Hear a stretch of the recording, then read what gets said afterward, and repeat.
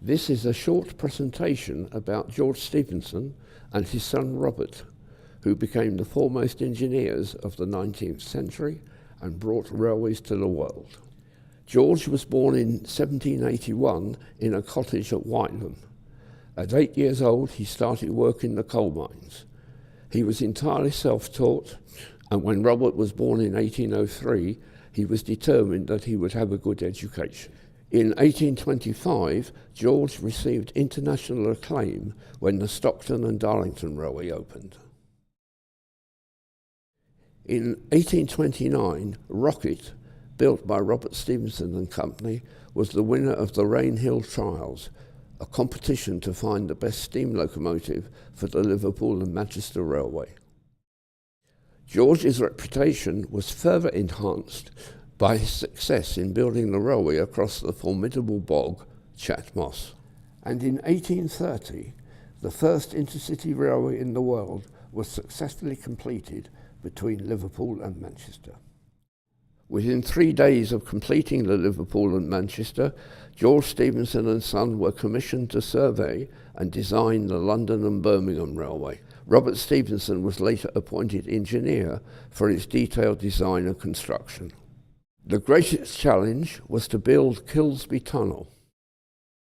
The tunnelling hit quicksand and the tunnel flooded, requiring massive steam pumps to work night and day for months on end before work could continue. These pictures show how the railway's cuttings and retaining walls were built using only navvies, picks, shovels and wheelbarrows with the assistance of horsepower. To mark the grandeur of the new railway, the impressive Doric arch was built at the front of the London terminus. Robert was also responsible for the design and construction of the Newcastle to Berwick Railway, which included the magnificent 28-span Royal Border Bridge across the River Tweed at Berwick. The unique double-deck Newcastle high-level bridge was built at the same time. Its massive stone piers, 130 feet tall, are founded in the bed of the River Tyne. Both the high-level bridge and Newcastle Central Station were opened by Queen Victoria in 1849. Robert Stephenson was offered a knighthood, but declined out of respect for his father, who had not been honoured in that way. In 1850, one of Robert's greatest achievements was the completion of the Britannia Bridge over the Menai Strait to Anglesey.